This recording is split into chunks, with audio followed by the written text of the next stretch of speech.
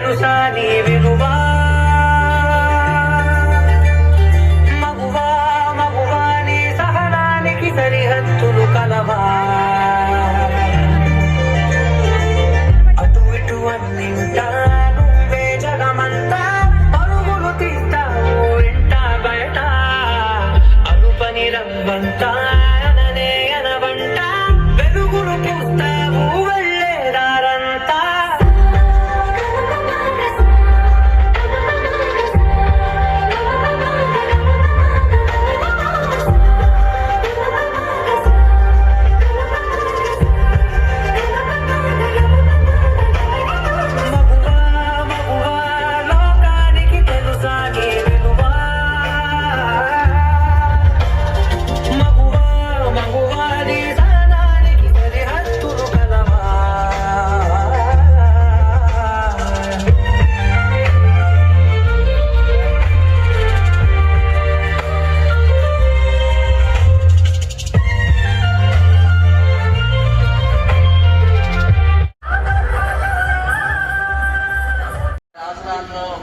మరి మహిళలను పెద్ద ఎత్తున సమీకరించి వాళ్ళ కాళ్ళ మీద వాళ్ళను నిలపడానికి మహిళల ఆత్మగౌరవాన్ని పెంపొందించడానికి మరి ఆంధ్రప్రదేశే కాదు చాలా రాష్ట్రాల్లో వారు అనేక శాఖలను ఏర్పాటు చేసి అంతర్జాతీయంగా కూడా మరి బిల్ గేట్స్ తోటే ఒక కలయికతోటి మాట్లాడే అవకాశం కూడా వారికి కలిగింది. అంటే అంతర్జాతీయ స్థాయిలో కూడా ఒక గుర్తింపు తెచ్చుకున్నటువంటి మరి గట్టి నాయకురాలు దేవి గారు, మరి సమావేశానికి అధ్యక్షత వహించినటువంటి శారమ్మ గారు, అదేవిధంగా మరి ఎంపీపీ నాయకురాలు, అదేవిధంగా కృష్ణరేఖ గారు, ఉమాదేవి గారు, వేదికను అలంకరించినటువంటి పెద్దలు వంగడాల పూర్ణచంద్రరావు గారు, మరి జయచంద్ర గారు, అదేవిధంగా జయబాబు గారు, మరి సమన్వయకర్త రాంబాబు గారు, మరి ఇక్కడ అద్భుతంగా ఈ గ్రామానికి ప్రవేశించగానే ఘనంగా స్వాగతం పలికి మరి పెద్ద ఎత్తున ఊరేగింపు చేసి మమ్మల్ని ఘనంగా సత్కరించినటువంటి గ్రామ ప్రజలకు, కళాకారులకు, మరి నాట్య ప్రదర్శనతోటి చిన్నారులు అద్భుతమైనటువంటి ప్రదర్శన చేసినటువంటి చిన్నారులకు, ఇక్కడ హాజరైనటువంటి సోదరులారా, గ్రామ ప్రజలారా, ఏదైతే మహిళలు అనేక వందల సంవత్సరాల నుంచి తమ యొక్క హక్కుల సాధన కోసం, అదేవిధంగా అధికారాల సాధన కోసం, పురుషులతో సమానత్వం కోసం మరి ఎన్నో పోరాటాలు నిర్వహించడం వల్లనే ప్రపంచవ్యాప్తంగా వచ్చినటువంటి మార్పులలో భాగంగానే ప్రపంచంలో ముఖ్యంగా ఓటు హక్కు కల్పించినప్పుడు మహిళలకు ఓటు హక్కు లేదు, పురుషులకు మాత్రమే ఓటు హక్కు ఇవ్వడం జరిగింది. డబ్బు ఉన్నటువంటి మహిళలకి ఓటు ఇవ్వడం జరిగింది. పేద మహిళలకు ఓటు లేనటువంటి పరిస్థితి కూడా కొంతకాలం భారతదేశంలో కూడా కొనసాగింది, ప్రపంచంలో కూడా కొనసాగింది. కాబట్టి మరి అక్షలక్షలుగా మహిళలు తమ యొక్క శక్తిని ప్రదర్శిస్తూ తమ సమానత్వం కోసం పోరాటం చేయాల్సినటువంటి పరిస్థితి మరి ప్రపంచంలో ఏర్పడింది. భారతదేశంలోనైతే ఇంకా మహిళలు అనేక సమస్యల్ని, అవమానాల్ని, అణచివేతల్ని, అదేవిధంగా పురుష ఆధిక్యతను కూడా ఇంకా ఎదుర్కొంటున్నటువంటి సమస్యగానే అప్పుడప్పుడు మనకు పడగలు విప్పి ఊసలు కొడుతున్నటువంటి పరిస్థితిని కూడా మనం చూస్తూ ఉన్నాం. కొన్ని చోట్ల మరి మహిళలకు ఇప్పటికి కూడా ఓటు హక్కు ఉంది, రాజకీయ పార్టీలు ఉన్నాయి, సమానత్వం గురించి మాట్లాడుతున్నారు. ఎమ్మెల్యే టికెట్లు ఇవ్వాల్సినటువంటి సమయం వచ్చినప్పుడు మహిళలకు ఎమ్మెల్యే టికెట్లు ఇవ్వడానికే వాళ్ళకి ఇష్టం ఉండటం లేదు. అదేవిధంగా ఎంపీ టికెట్లు ఇవ్వటమే వాళ్ళకి ఇవ్వటం లేదు. ఈవెన్ సర్పంచ్, ఎంపీటీసీ, జెడ్పీటీసీ వీటి దగ్గర కూడా వివక్షత కొనసాగుతూ ఉంది. ఇంత సభ్య సమాజంలో అన్ని పార్టీలు కూడా మళ్ళీ మాటలలో మాత్రం, ప్రణాళికలలో మాత్రం, కార్యక్రమాలలో మాత్రం మహిళల గురించి పెద్ద ఎత్తున మాట్లాడుతూ ఉంటారు. ఆచరణకు వచ్చేటప్పటికీ మళ్ళీ మహిళలు ఏంటిది అని అంటే చిన్న చూపు చూస్తున్నటువంటి పరిస్థితి కొనసాగుతుంది. దీన్ని నేను గమనించి మరి దాదాపు ఒక సంవత్సరం క్రితమే మాతృదేవో భవ సంస్థ అనే సంస్థ ఆధ్వర్యంలో మాతృస్వామ్య పరిపాలన నేటి అవసరము అని ఒక చర్చా కార్యక్రమాన్ని పెట్టడం జరిగింది. మహిళలకు రాజకీయ పార్టీ అవసరం ఉందా? ఈ పురుషులు ఇప్పుడున్నటువంటి పార్టీలు మహిళలకు సమానంగా టికెట్ ఇవ్వకపోవడం వల్ల, సమాజంలో మహిళలు సగం భాగం, మరి ఎమ్మెల్యేలు కూడా అసెంబ్లీలో సగం మంది ఉండాలి, లోక్సభలో కూడా సగం మంది మహిళలు ఉండాలి. కానీ ఇవ్వడం లేదు. అంటే ఇంకా పురుషులకు మహిళలకు టికెట్ ఇవ్వడానికి, వాళ్ళని ఆదరించడానికి, పక్కన కూర్చోబెట్టడానికి ఇష్టం లేదు అని అర్థమైంది. కాబట్టి నేను ఒక దశలో అసలు మహిళలకు రాజకీయ పార్టీ అవసరమా, మహిళా రాజకీయ పార్టీకి వాళ్ళ ఆధ్వర్యంలోనే ఒక రాజకీయ పార్టీ ఏర్పడాల్సినటువంటి అవసరం ఉందా అని నేను ఆలోచన చేసి 2 రాష్ట్రాల్లో కూడా పెద్ద ఎత్తున సమావేశాలను నిర్వహించడం జరిగింది. కొన్ని నినాదాలు కూడా ఇవ్వటం జరిగింది.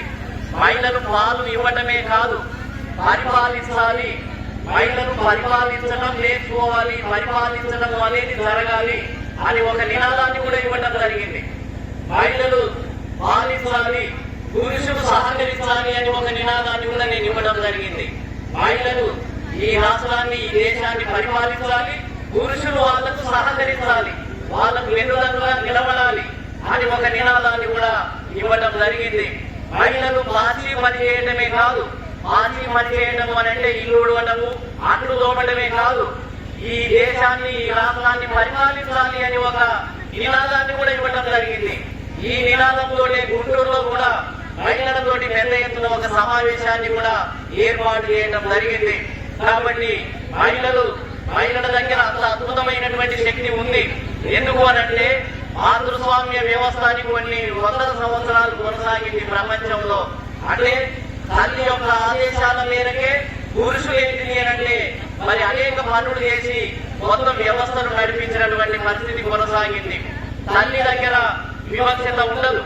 తనకు పుట్టినటువంటి కొడుకులు 4 ఉంటే ఒక కొడుకు ఒకవేళ అవిటివాడైతే, లేదా కాలు లేకపోయినా, లేకపోతే ఒక అవిటితనంతో ఉన్నట్లయితే ఆ కొడుకును కూడా, అంటే అవిటితనం ఉన్నటువంటి కొడుకును కూడా సమానంగా చేరదీసి వారికి అదే గౌరవం ఇచ్చి ఆ కొడుకును జాగ్రత్తగా చూసుకునే శక్తి సామర్థ్యాలు ఒక తల్లికి మాత్రమే ఉంటాయి.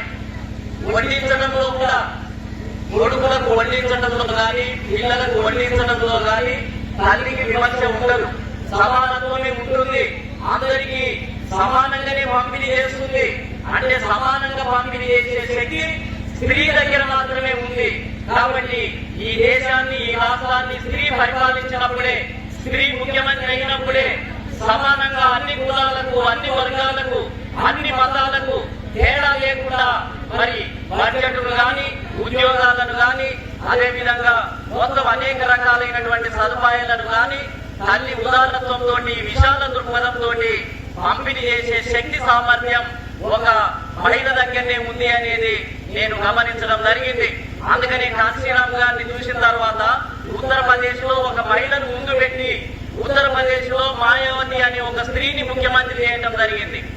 ఆమెను చూసిన తర్వాత, కాశీరామ్ గారిని చూసిన తర్వాత నేను ఒక నినాదం ఇచ్చాను, మహిళలు పరిపాలించాలి, పురుషులు సహకరించాలి. కాశీరామ్ గారు సహకరించారు, మహిళలేమో ఉత్తరప్రదేశ్ లో మాయావతి పరిపాలించింది. ఆమెను సలహాలు ఇస్తూ ఆమె ద్వారా పరిపాలన చేయించడం జరిగింది. మాయావతి ముఖ్యమంత్రి అయిన 6 నెలలకే 6 లక్షల ఎకరాల భూమిని పంపిణీ చేసింది. ఆమె మరి ముఖ్యమంత్రి అయినటువంటి 3 నెలల లోపలనే అన్ని కులాలకు ఐపీఎస్ ఆఫీసర్లుగా, డిఐజీలుగా, డీజీపీలుగా మొత్తం ఏంటంటే వ్యవస్థలో అన్ని కులాలకు ఏంటి అంటే మొత్తం ఉద్యోగాలని పంపిణీ చేసింది సమానంగా. అంబేద్కర్ పేరుతో ఒక జిల్లా పెట్టింది, పూలే పేరుతో ఒక జిల్లా పెట్టింది, గౌతమ బుద్ధుడి పేరుతో ఒక జిల్లా పెట్టింది. అద్భుతమైనటువంటి పరిపాలన చేసింది. 14,000 అంబేద్కర్ గ్రామాలను ప్రారంభించి బడ్జెట్ కేటాయించింది. అంటే కాశీరామ్ గారి యొక్క సలహాలతోటి, ఆదేశాలతోటి మహిళ డైనమిక్ గా పరిపాలించింది. జయలలిత కూడా తమిళనాడు ముఖ్యమంత్రి అయి బడుగు బలహీన వర్గాలకు రిజర్వేషన్లు పెంపొందించాలి, పెంచడానికి ప్రయత్నం చేయాలి అని చెప్పి ప్రధానమంత్రి పివి నరసింహరావు తోటి మాట్లాడి మొత్తం బీసీ రిజర్వేషన్లని 65% పెంచి 9వ షెడ్యూల్లో చేర్పించినటువంటి గొప్ప నాయకురాలను కూడా మనం చూసాం. కులంతో కూడా కొన్నిసార్లు సంబంధం ఉండదేమో, స్త్రీ తలుచుకుంటే, విశాల దృక్పథం ఉంటే స్త్రీలు అద్భుతమైనటువంటి పరిపాలన కూడా ఇస్తారు అనే దానికి ఇది నిదర్శనం. కాబట్టి స్త్రీలకు ఎవరు ఉదారంతో దాన ధర్మాలలోని హక్కులు ఇవ్వాల్సినటువంటి అవసరం లేదు.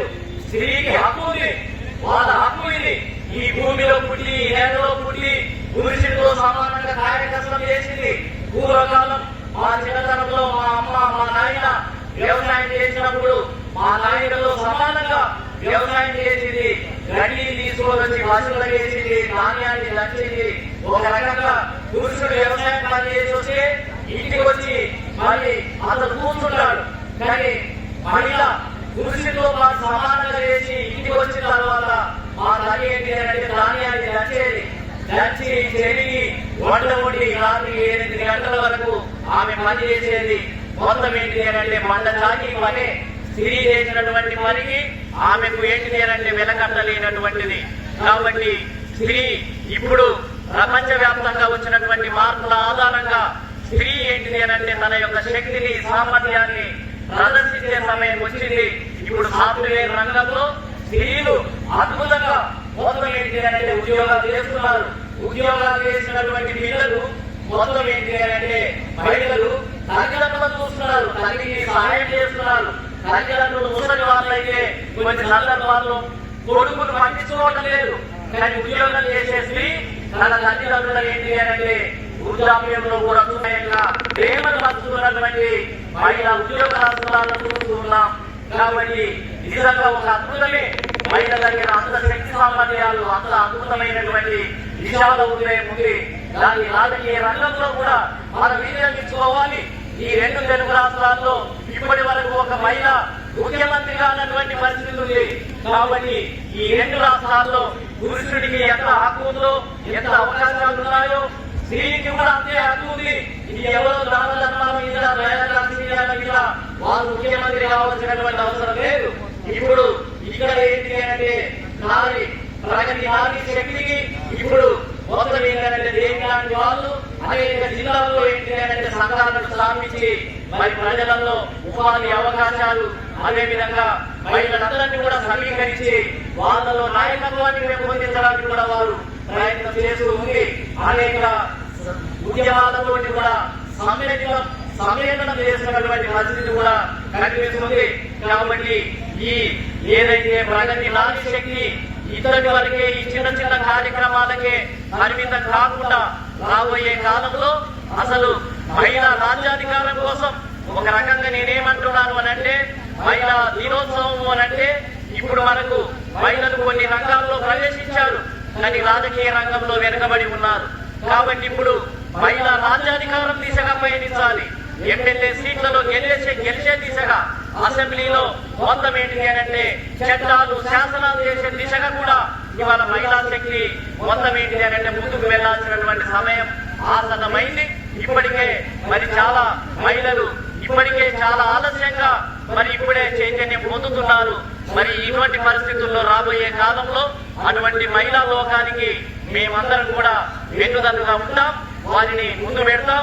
ఖచ్చితంగా ఈ రాష్ట్రంలో బలమైన రాజకీయ మార్పులు కూడా తీసుకురావడానికి మేమందరం కూడా ప్రయత్నం చేస్తాం.